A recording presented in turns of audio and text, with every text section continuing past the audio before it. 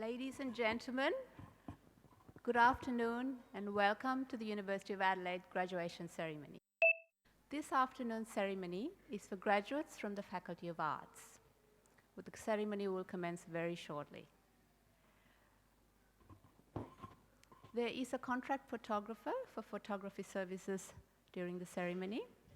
If you wish to take photos, could you please do so discreetly from your seats and please turn off flash. Also, to preserve the decorum of the ceremony, can we ask that you please turn off your mobile phones? Finally, in the name of safety, could I ask that guests do not enter the galleries upstairs or sit on the steps in the balcony area? Thank you very much.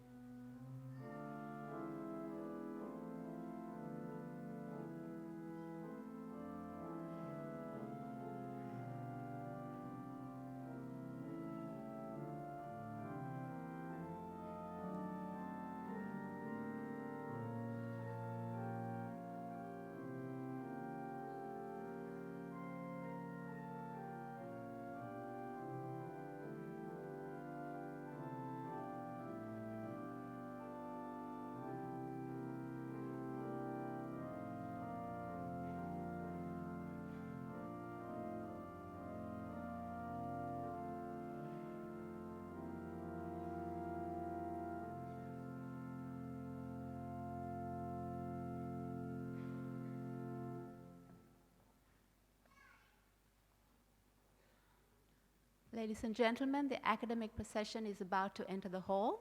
We will be singing the national anthem. The words are on page 11 of the program. Please be upstanding for the academic procession and the national anthem. Thank you.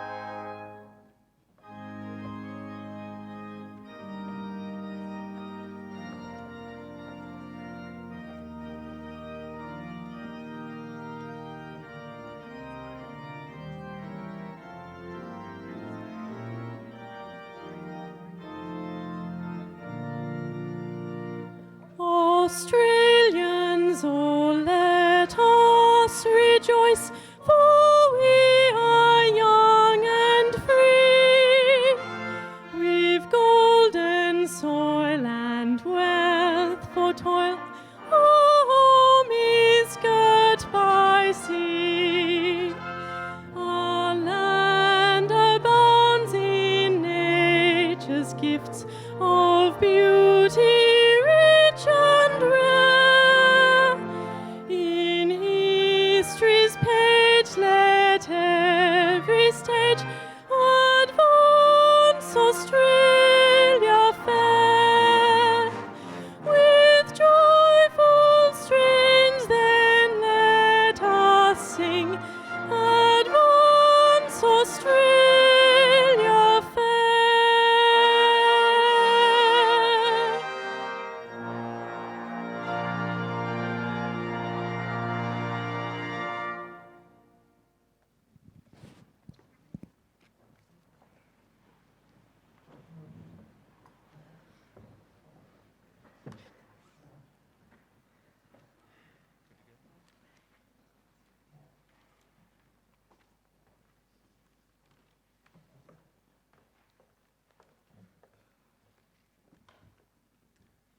I, Peter Siebels, Chair of Finance Committee of the University of Adelaide, declare open this congregation convened for the purposes of presenting degrees.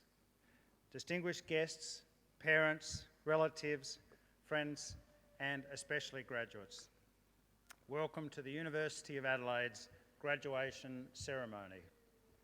I wish to acknowledge the Kaurna people, the original custodians of the Adelaide Plains and the land on which the University of Adelaide's campuses at North Terrace, Waite, Theberton and Roseworthy are built. Graduates, your graduation is an event in which you and your family and friends can take great pride. It is also a source of great pride and satisfaction for the University of Adelaide. Graduation Day is an opportunity for you to reflect both on the past and on your future, and of the many memories created over the last period of time. This may well be a very significant change in the direction of your life.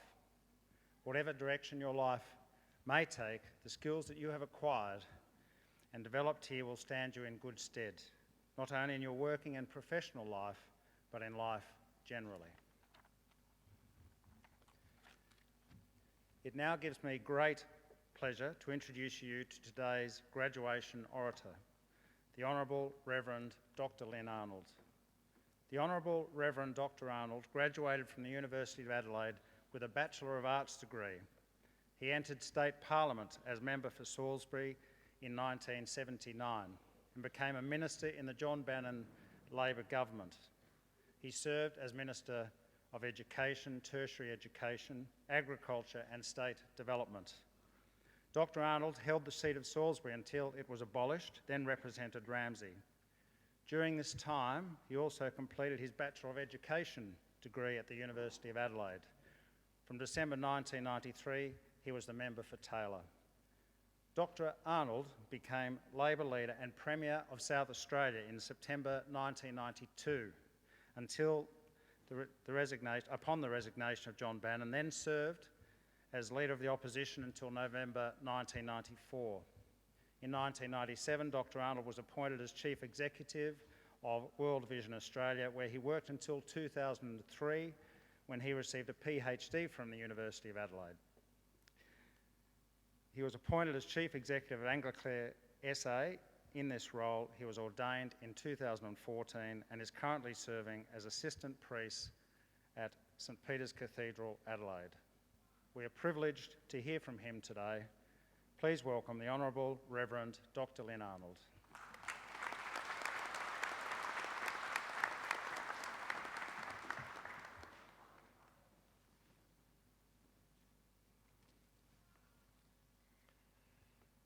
Nainamane. Nadlu Tampendi, Ganamayuna, Tanya Wamataranyako. Ganamayunako, Yutako, Taikoringa, Pawila. Panako Tapa Puruna, Bulcha Yolcha Kuma, Nadlu. Painadlu Wadlu, Terlatina, Mankoriadlu, Nadlu Tampendi, Ramanjeri, Naranjeri, Anangu, Adnamatna, Naranga, Mayuna Kumala Yalada, Mani Nabudni, Yanchin Brendi, Gani Yatanga, Bilyanina Yatanga, which, with respect and with the approval of Ghana elders, I wish to say, we acknowledge the Ghana people and their spiritual relationship with the land as the traditional custodians of the Adelaide region. We acknowledge their living culture, heritage, and beliefs. We also acknowledge the Naranjeri, Ramanjeri, Anangu, Adnamatna, and Naranga people here today and welcome them to this meeting on Ghana land. May we walk together in harmony in a spirit of reconciliation.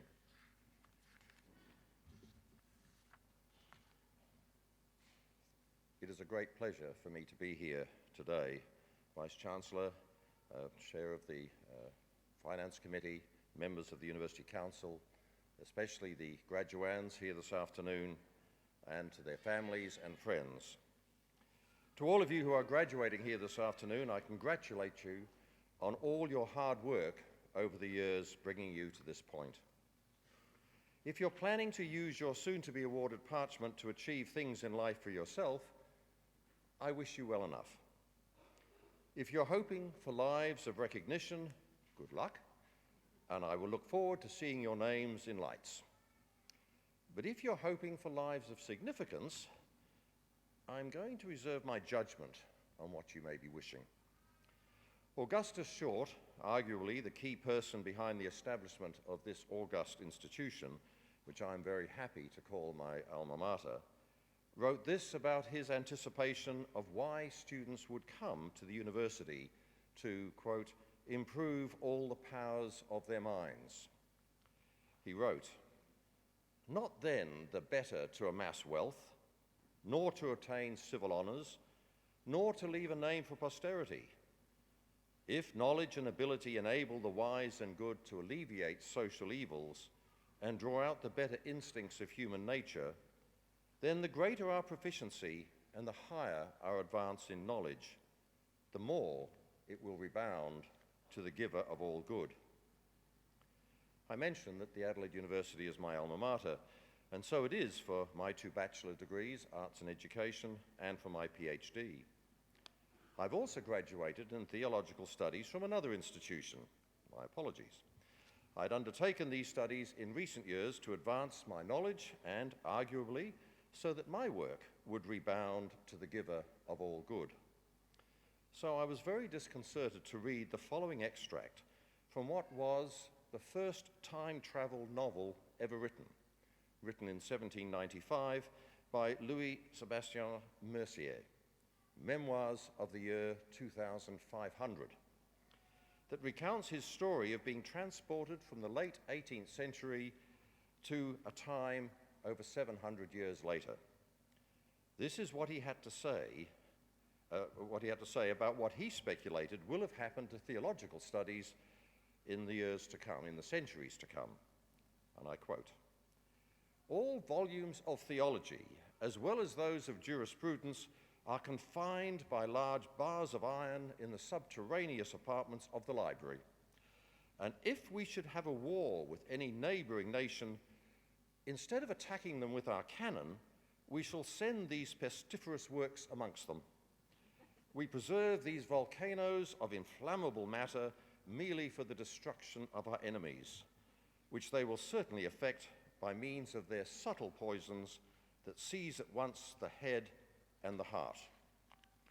Now, I very much hope that the many volumes which all of you have had to read in bringing you to this stage have been much less toxic than Mercier was predicting. But implicit in his diatribe against the fields of the study of theology and jurisprudence was the question asked by humanity throughout the ages, most famously given voice by Pontius Pilate: what is truth? Mercier was anticipating a future time when truth and honesty would be hallmarks of society, and dissembling studies that might besmirch those hallmarks would be banished. So where are we now, in this 21st century, on the journey to truth unblemished? The truth is that we are in uncertain times, Perhaps we have always been, but there are some characteristics of our era that seem qualitatively different and worthy of attention. At the very least, we ought to be able to accept that truth is based on facts, or ought to be able to be correlated with them, at least in the temporal sense, and you'll forgive me in my current calling, let me leave aside for today discussion of eternal truth in the sense of the divine. But in terms of temporal truth, it should be based on facts or correlated with it. In 2000, James Kuklinski of the University of Illinois at Champaign-Urbana produced a study about the difference between the misinformed and the uninformed. An article about his work wrote that the difference between the two is stark. Uninformed citizens don't have any information at all, while those who are misinformed have information that conflicts with the best evidence and expert opinion. The most misinformed tend to be the most confident in their views. 10 years later, a study by Brendan Nyan and Jason Riefler found that when misinformed citizens are told their facts are wrong, they often cling to their opinions even more strongly with what is known as defensive processing, or the backfire effect. This research of some years ago was brought back to mind this week by the latest issue of The Economist magazine, which has a special feature on the post-truth world. In this feature, there is some interesting discussion about the perception over fact, and the impact of social media on truth as fact, amongst other analyses. Consider the first, the power of perception over fact. The article notes a longitudinal study by the Gallup organization and the FBI in the US on the popular perception that the level of crime is increasing. And also it studied the actual rate of homicides. The data, covering a quarter of a century, reveals a growing gap over the past 15 years between those that believe crime is increasing, up from 40% of those responding to 70%, in the context where the actual rate of homicides per 100,000 has declined by nearly a third, from 6 to just over 4. Let me test your own perceptions on another topic. Has the rate of terrorism been increasing in recent decades? Now, I'm going to punt that most of you are answering yes in your minds. And there are facts that would seem to support you if you did that. Terrorist attacks this past year in France would immediately be springing to mind.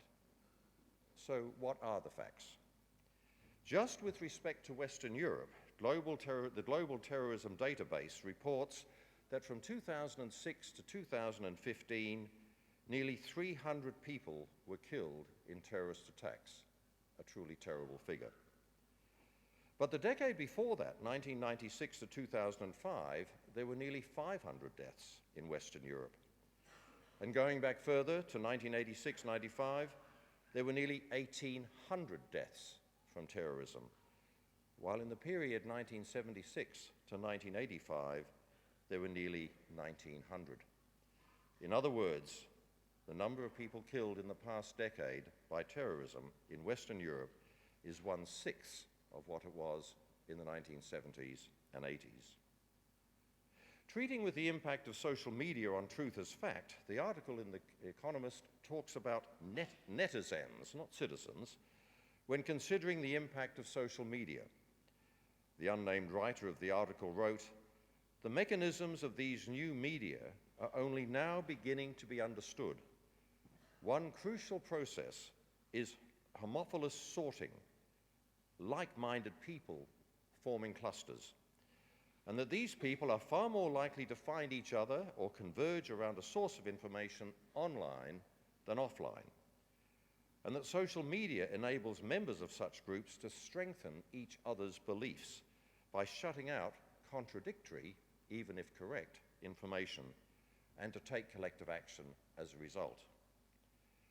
The article goes on to note a kind of toxic feedback loop caused by search algorithms that create filter bubbles around such convergence of like-minded people, In terms of the recent Brexit referendum in the UK, the article noted that during the referendum campaign, Leavers mostly saw pro-Brexit items, while Remainers were mainly served pro-EU fare. Let's be clear about what's happening here. The predilection of one side or other to seek information supporting their own views was exceeded, the authors contend, by the search engines proffering these people already highly selectivized information more likely to feed into their current views.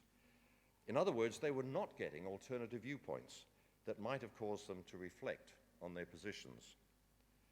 The problem is then exacerbated by social media rodeo riders who jump on the back of this combination of self-selecting stories of choice and served up biased story selection.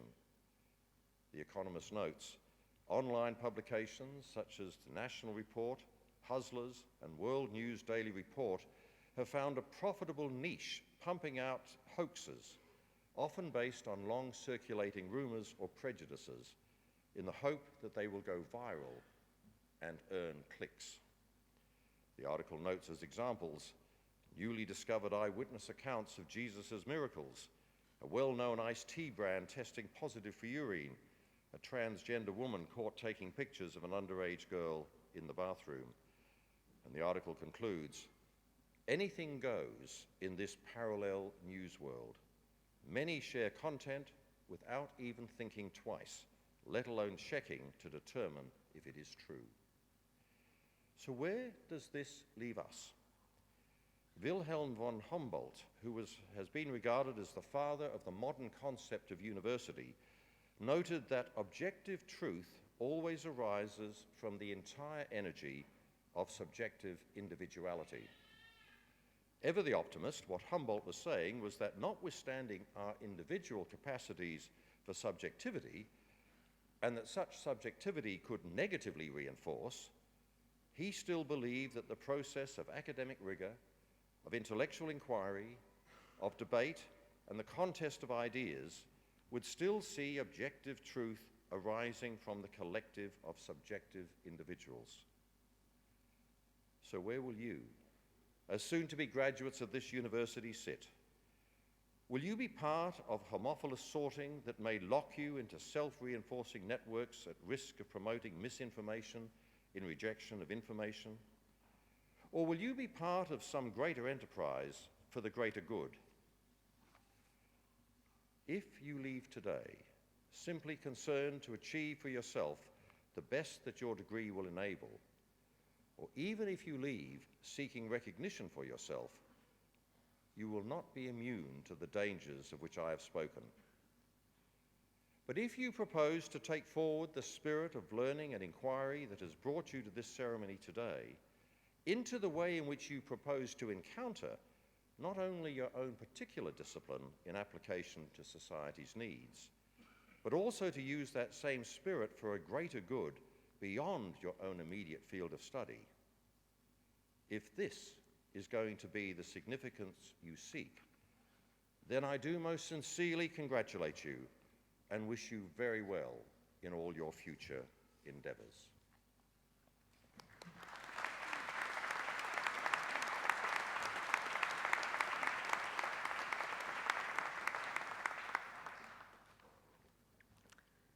On behalf of the graduates and their families attending today's ceremony, I would like to thank the Honourable Reverend Dr. Lynn Arnold for his stimulating and inspiring address.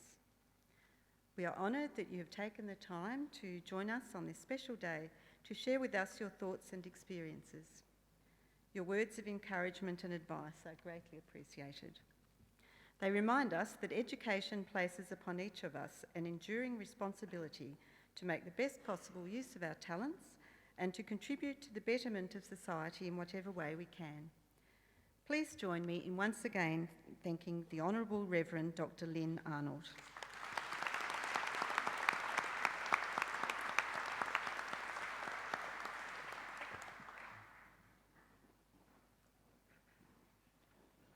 I will now receive the candidates for degrees.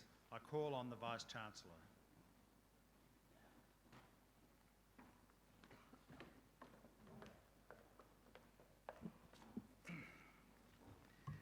Chair of Finance Committee, I, Professor Warren Bebbington, Vice-Chancellor and President of the University of Adelaide, certify to you and the whole university that the graduates who will be presented to you have fulfilled all the conditions prescribed for admission to the awards for which they are so presented.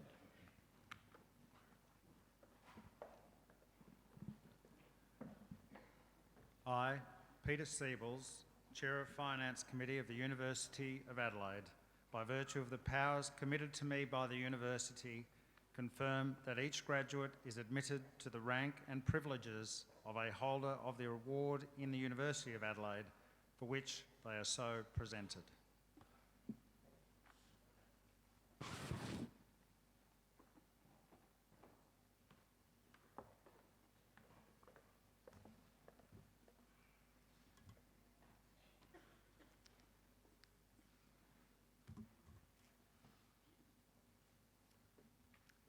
Chair of Finance Committee, I, Professor Jenny Shaw, present to you graduates from the Faculty of Arts.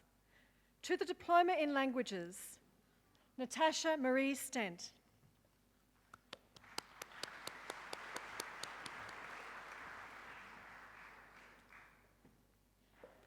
To the degree of Bachelor of Social Sciences, Hebby Rose Clark.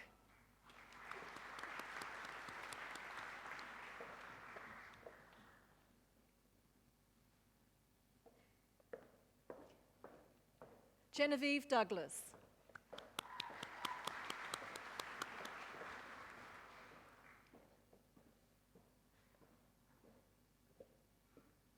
Hannah Heer.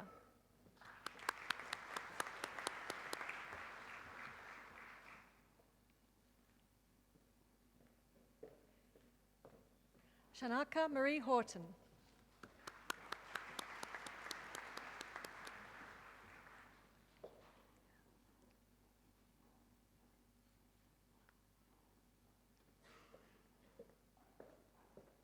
Yen Li He.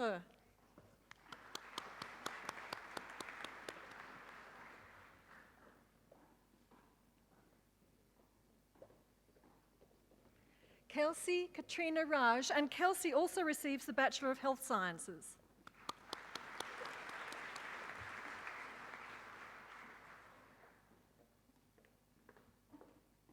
Sharon Valerie Whiteoak.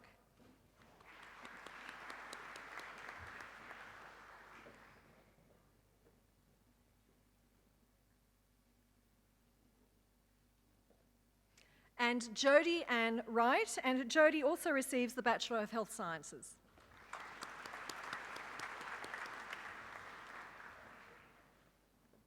To the degree of Bachelor of Media, Konstantinos Vasilios Bufkas, and Konstantinos also receives the Bachelor of International Studies.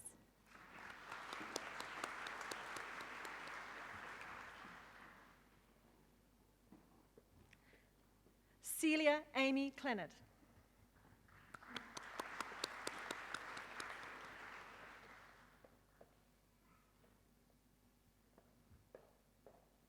Morgan Ashley Collins.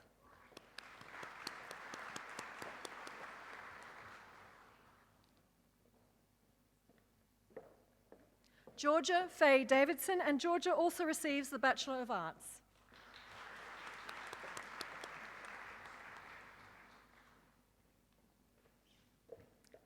Michael Philip Joseph Davos.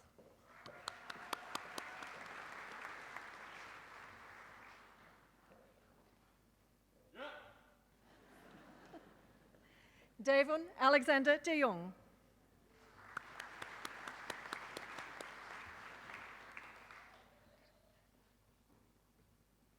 Charlotte Marie Deleu.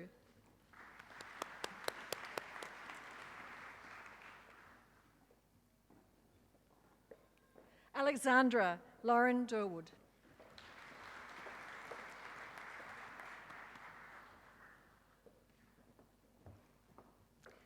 Georgia Gwyneth Forrest.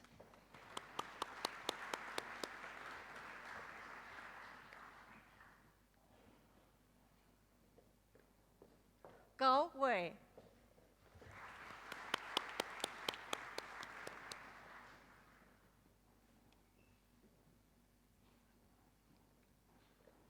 Jordan Salni Golan.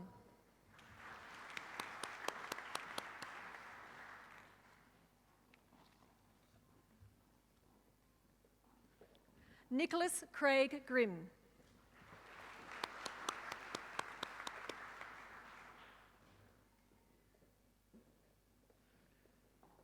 Madeline Mary Holmes, and Madeline also receives the Bachelor of Arts.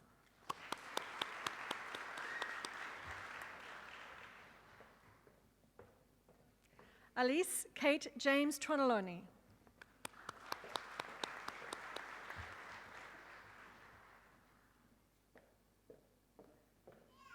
Scott James Jeffrey.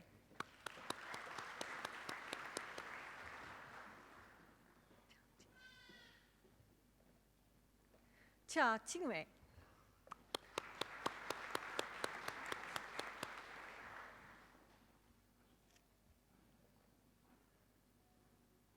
Paige Stephanie Karen, and Paige also receives the Bachelor of International Studies.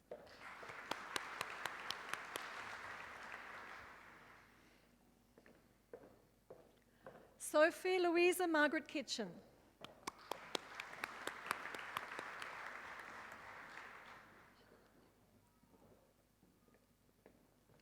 Chanel Lim Sum Lee.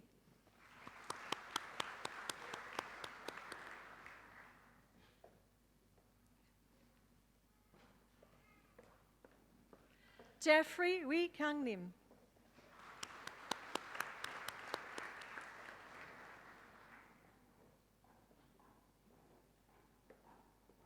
Sam Clark Little.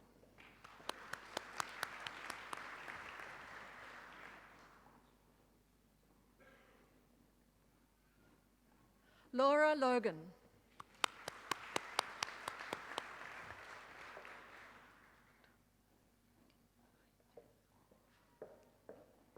Liu Hui Chen.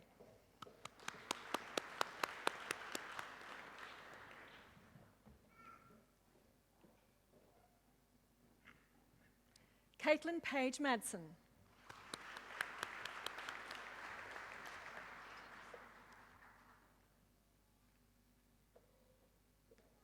Thomas Peter Mann, and Thomas also receives the Bachelor of Arts.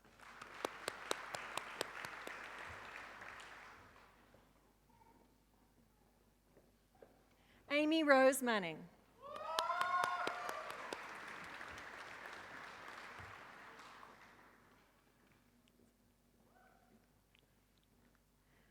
Cassandra Caitlin Mackenzie, and Cassandra also receives the Bachelor of Arts.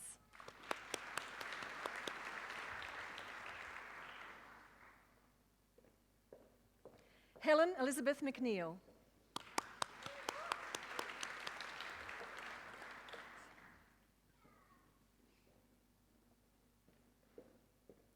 Axel Miller.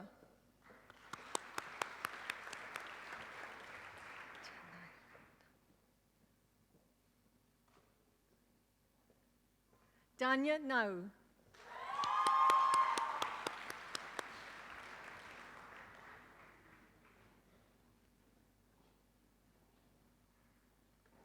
Taylor Louise Ryan.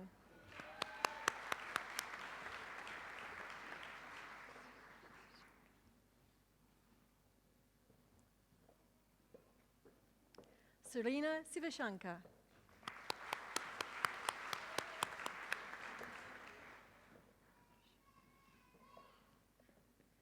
Patricia Rose Smith, and Patricia also receives the Bachelor of Arts.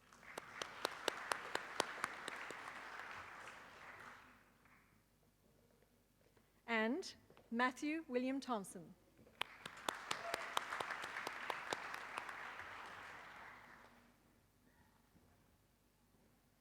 To the degree of Bachelor of Languages, Ashley Chambers.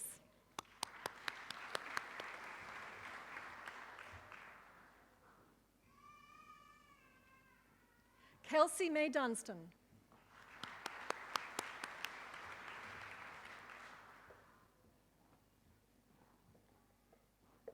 And Nathaniel Felix McCarthy Jones.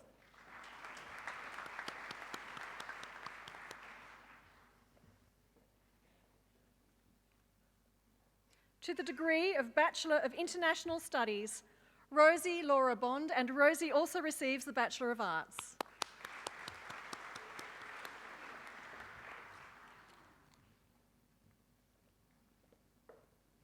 Samuel Jesse Cox, and Samuel also receives the Bachelor of Arts.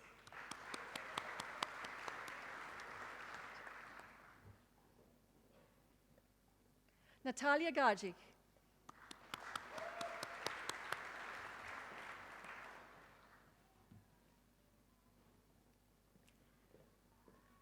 Andrew Hewitt, and Andrew also receives the Bachelor of Arts.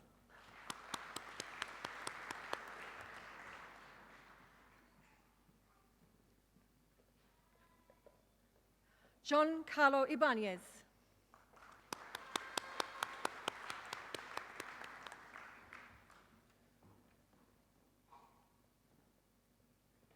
William Edward Kenny Roberts.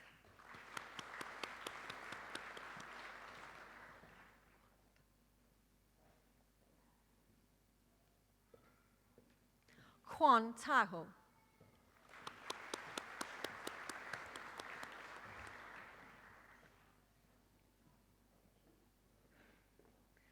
Grace Eleanor Ann Patterson, and Grace also receives the Diploma in Languages.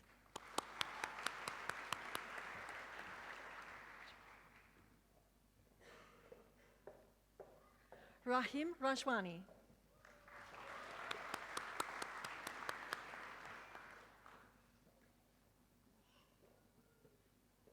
Mia Catherine Ryan, and Mia also receives the Bachelor of Arts.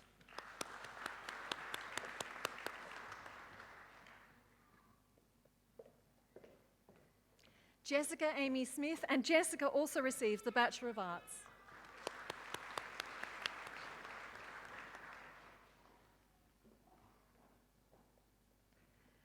And Caitlin Rachel Wyatt, and Caitlin also receives the Diploma in Languages.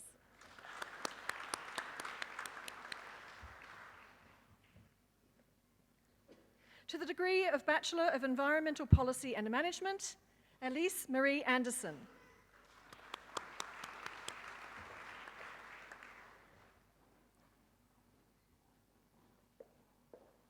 Megan Devonport.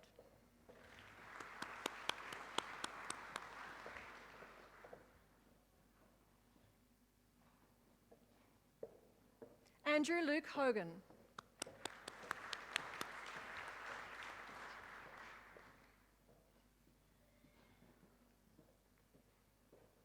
TG1 Julius Pay.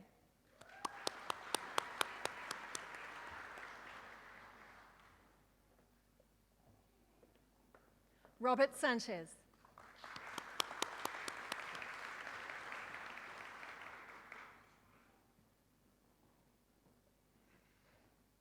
Kate Maureen Shannon.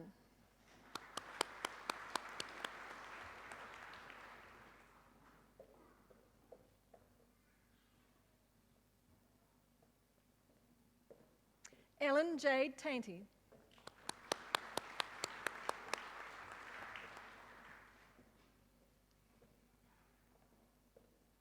And Josephine Louise Watkins.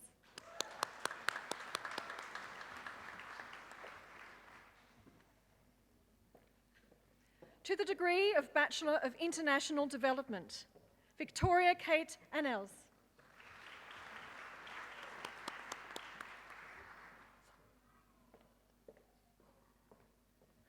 Sama Fuad Khalil Batawi Amadzuki.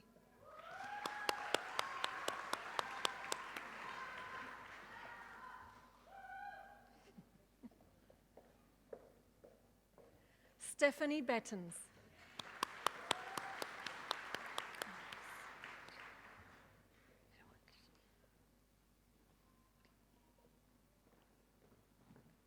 Lo Hiluiling.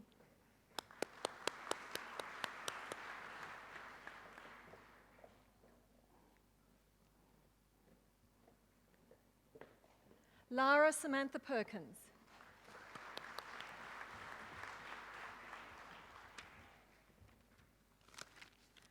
To the degree of Bachelor of Arts, Dylan James Adams.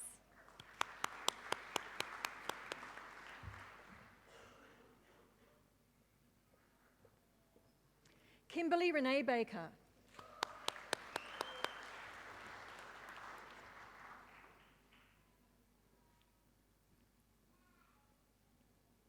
Elena Christaki Hedrick.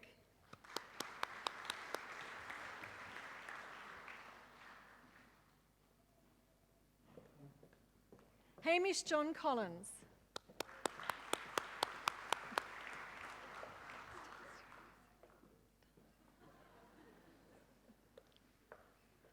Anastasia Roma Kusak.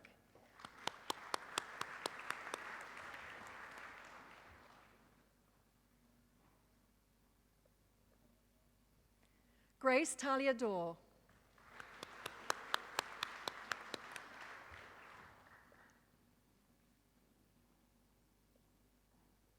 Kyron Dixon.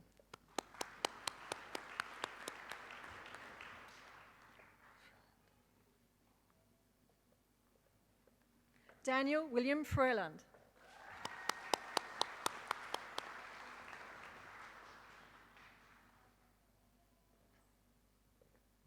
Simon Nicholas Gale.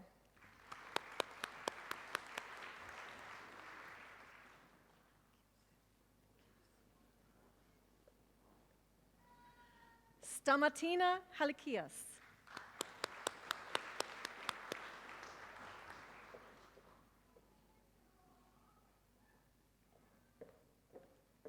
Kelly Thelma Hill.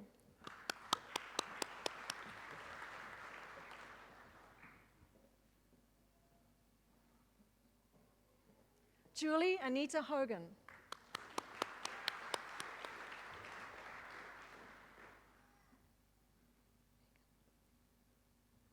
Megan Silverwood Horsfell.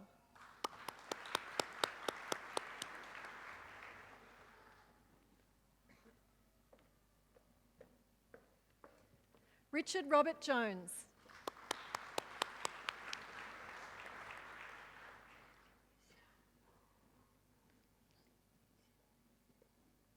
Lin Yushen.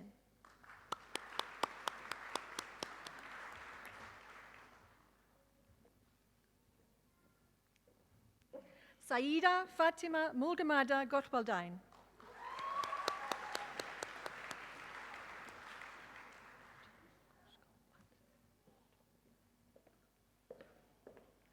Chol Kuchkon Pat.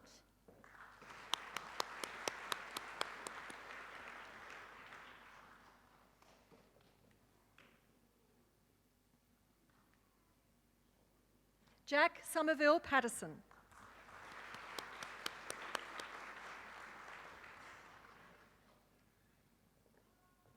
Jack Edward Preble.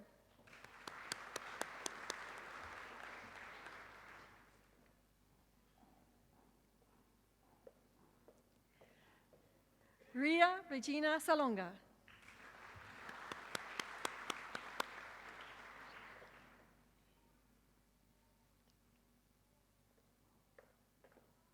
Nadim Shaki.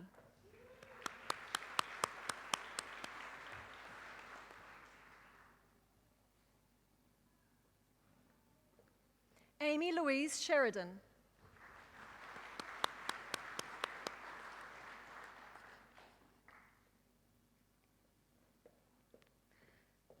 Jordan Elizabeth Sidiris.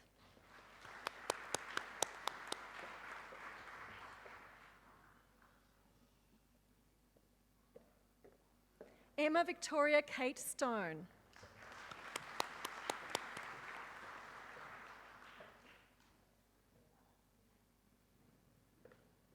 Alan John Taylor.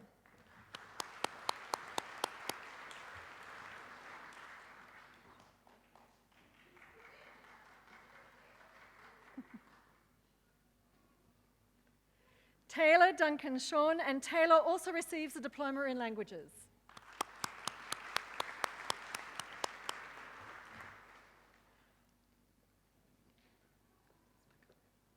Diana Constance Vakanis.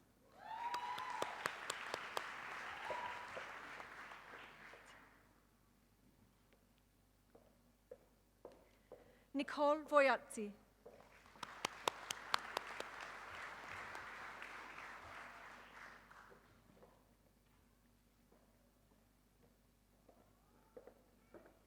Ruth Marjorie Waterman.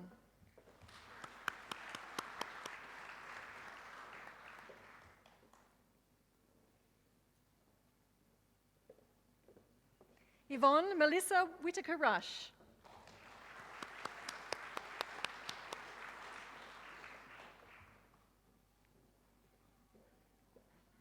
And Rachel Yen Hui Wong.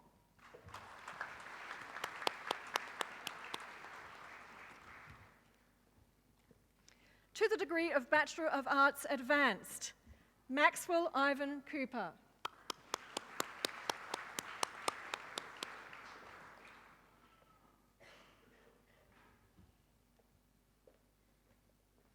Nicholas White Goggin.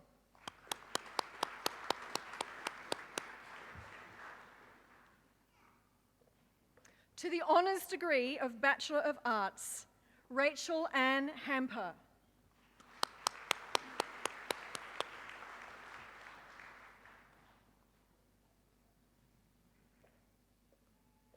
To the Graduate Diploma in Art History, Ashlyn Jade Beverly Schwenke.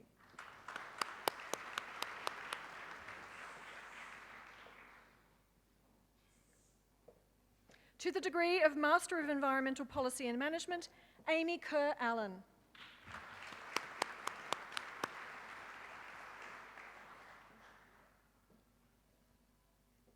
To the degree of Master of Arts, Studies in Art History and Master of Arts, Curatorial and Museum Studies, Fiona Meredith Borthwick.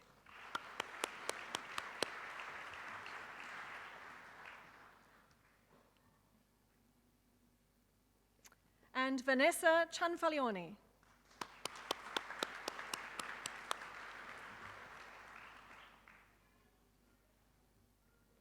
To the degree of Master of Arts, Studies in Art History, Anne Candida Baker.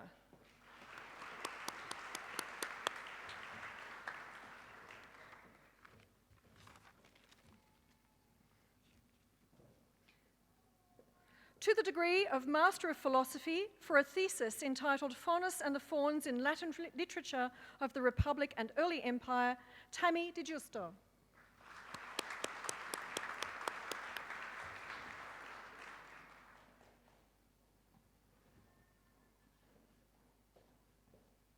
For a thesis entitled Passionately Subjective, Challenges to Identity in the Works of Amy Levy, Carolyn Louise Lake.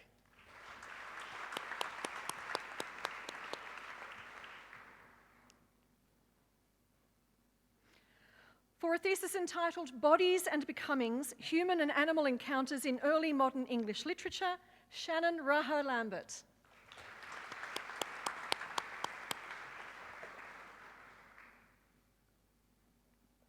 For a thesis entitled Croatian Lyric Diction for Singers, an Exploration Through Performance of Selected Works 1833 to 1933, Branko Matej Lofrinov. And for a thesis entitled Tradition and Innovation in the Drumming of Erto Moreira, a portfolio of recorded performances and exegesis, John Stephen McDermott.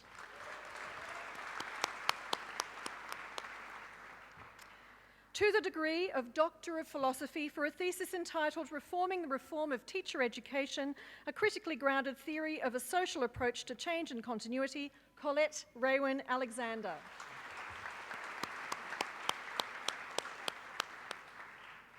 For a thesis entitled Death of a Spectacle, the Transition from Public to Private Executions in Colonial Australia, Stephen Glenn Anderson. For a thesis entitled Melancholic Things, Catherine Tamiko Argyle.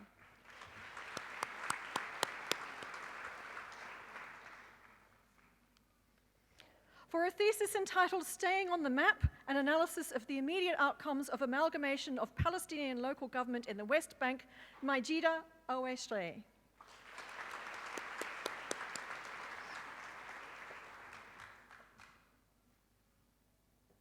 For a thesis entitled Navigating Madness and Fatness, Distorted Spatio-Temporalities in Experiences of Antipsychotic-Induced Weight Gain, Tara Lee Bates.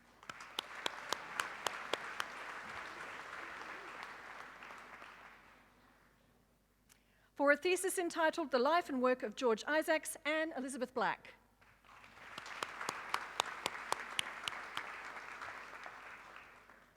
For a thesis entitled A History of Local Food in Australia 1788 to 2015, Susan Chant.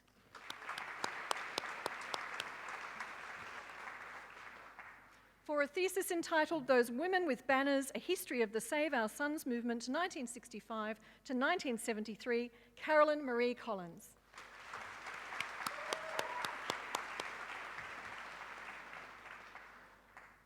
For a thesis entitled The Art of John Charles Dolman, Walter Dolman.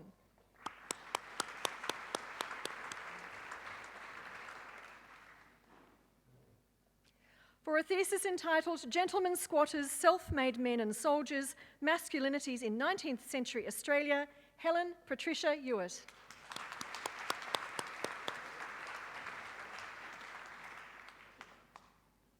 For a thesis entitled Ageing in a Foreign Land, Experiences of European-Born Post-War Migrants to Australia, Constance Michelle Corbelis.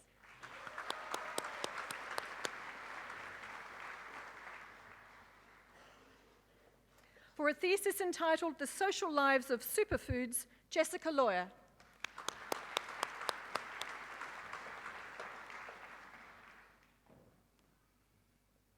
For a thesis entitled Towards a Comprehensive Model of English as a Second Language, Learning and Teaching in the Malaysian Independent Chinese Secondary Schools, Li Jie.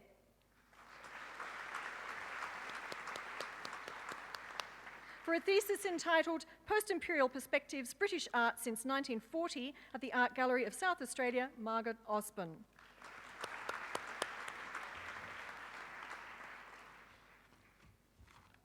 For a thesis entitled Representations of Belonging in an Asian Australian Writing, Wan Nur Maidia Ramlan.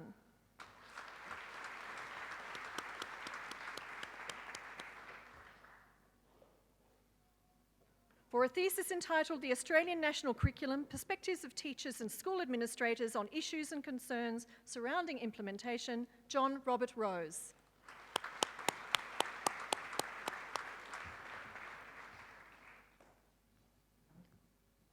For a thesis entitled Teacher Approachability in Higher Education, Determining its Characteristics and their Connection with Teacher Attachment Styles, Wellbeing and Spirituality, Fiza Sabir.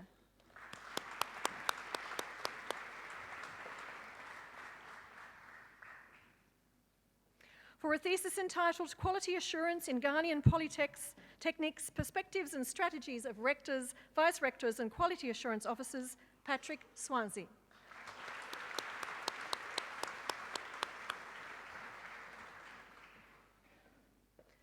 For a thesis entitled A Critical Evaluation of the Relationship Between Microcredit Programs and Women's Empowerment in Bogra, Bangladesh, Sultan Salahuddin.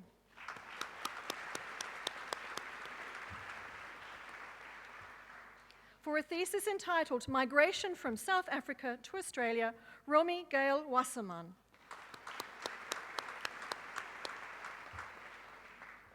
And for a thesis entitled Contemporary Migration Between Malaysia and Australia, Transnational and Settlement Experiences, Christina Kenyinyo.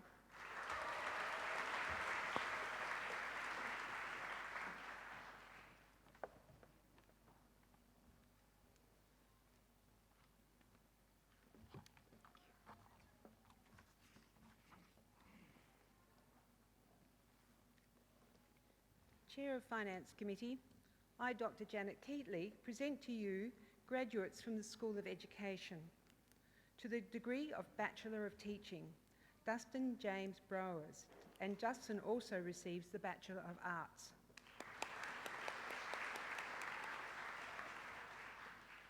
Dylan Michael Lees, and Dylan also receives the Bachelor of Arts.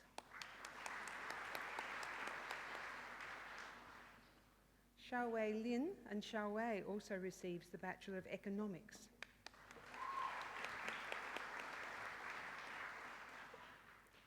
Juan George Lopez, and Juan also receives the Bachelor of Arts.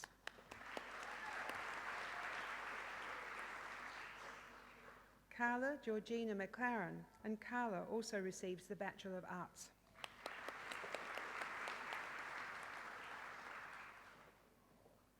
Natalyn Morgan, and Natalyn also receives the Bachelor of Arts.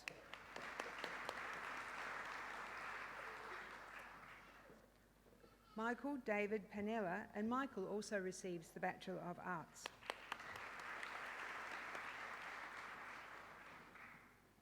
Ying Chi, and Ying also receives the Bachelor of Mathematical and Computer Science.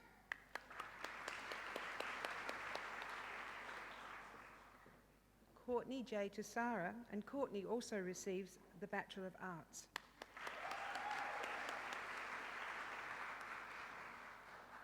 And Josiah Benjamin Woodbury, and Josiah also receives the Bachelor of Mathematical and Computer Sciences.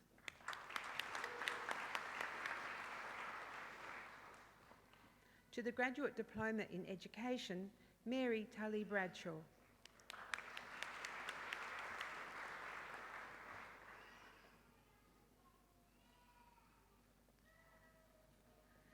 To the degree of Master of Education, Chidozie Obialo Alozi.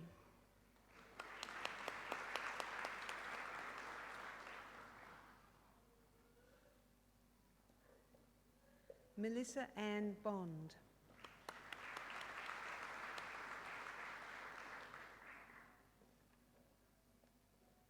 Ji Chen.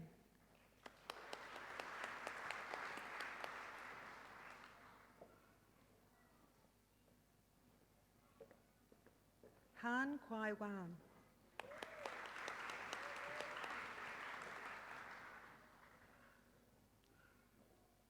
Kamujit Kaur.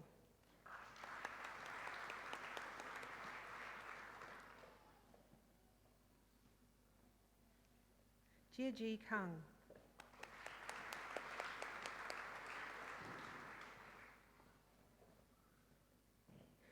Kelly Ann Peel.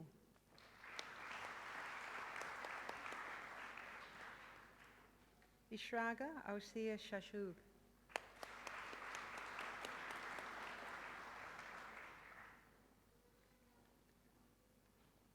Rosalina Lointa Tatnall.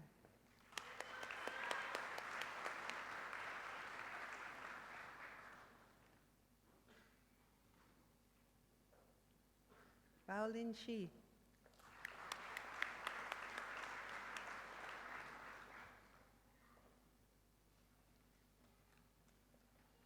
Yu Yang.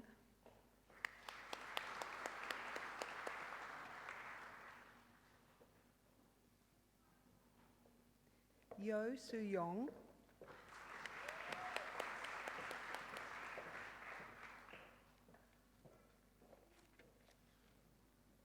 And Deng Zhang.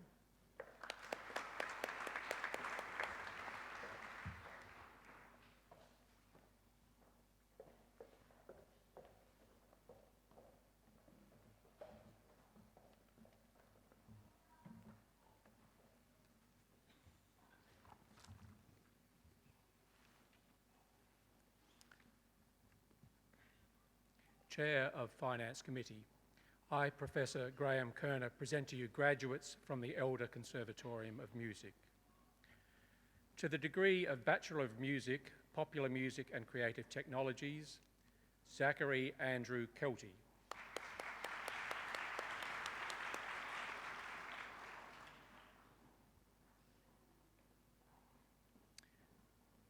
And Daniel James Linky.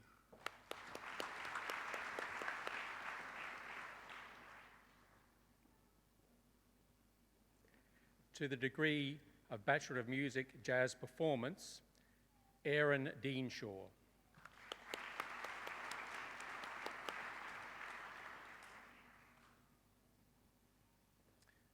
And Sophie Jane Wilkinson.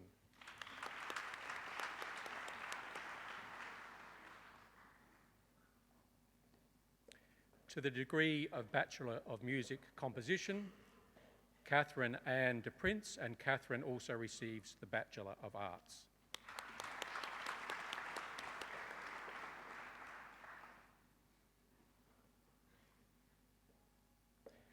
To the honours degree of Bachelor of Music, Popular Music and Creative Technologies, Edward Michael Hund.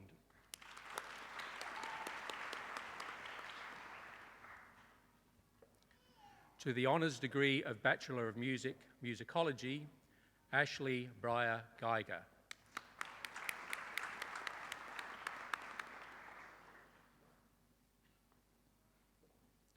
To the honours degree of Bachelor of Music, Composition, Nathan Leon Cummins.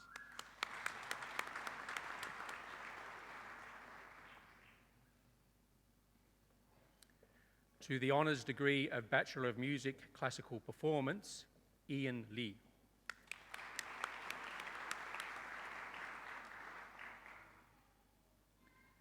Yani Lang.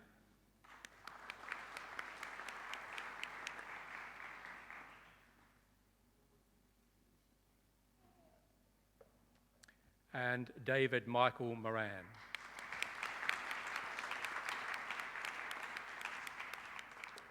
To the Graduate Certificate in Music Teaching, Robert John Boundy.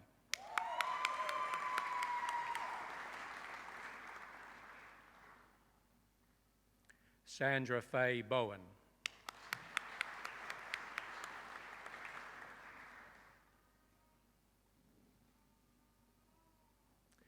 Laura Pauline Ellis.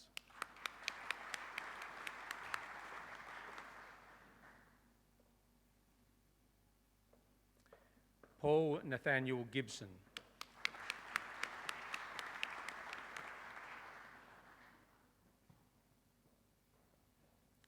Vanessa Oberholzer.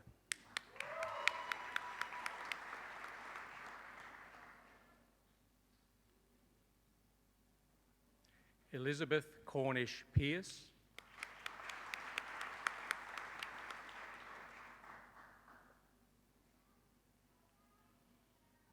Thomas Saunders.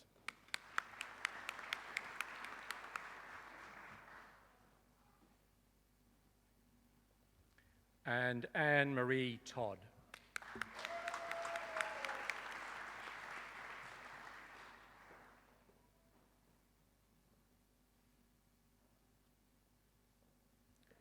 To the Graduate Diploma in Music, Performance and Pedagogy, Lai Yong Jiong.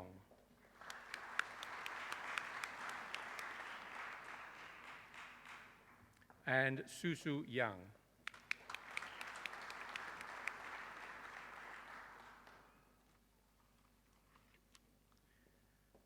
To the degree of Master of Music, Performance Studies, Yang Tao.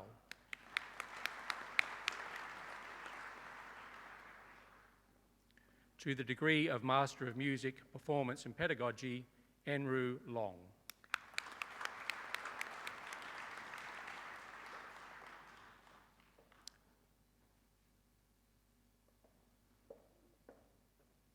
To the degree of Doctor of Philosophy for a thesis entitled The Role of the Bass in Pianoless Jazz Ensembles, 1952 to 2014, Nikki Joanna Stedman.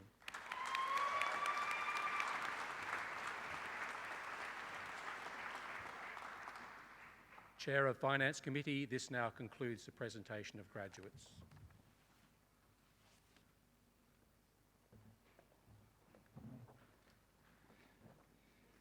It now gives me great pleasure to congratulate all of the new graduates here today.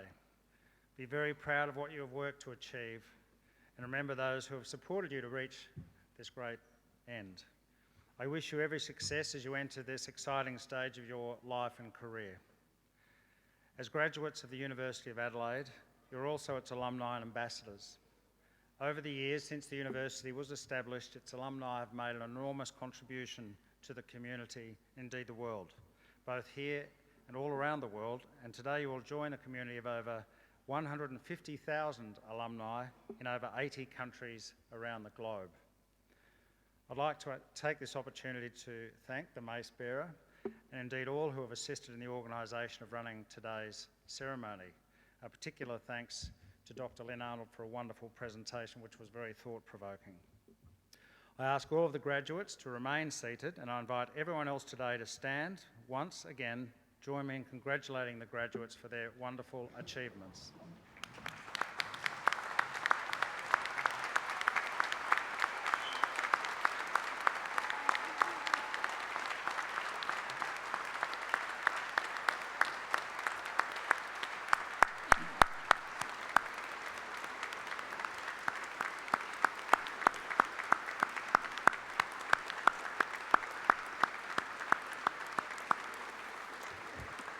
Would the audience please remain standing, and the graduates now please stand for the academic recession. I now declare this congregation adjourned.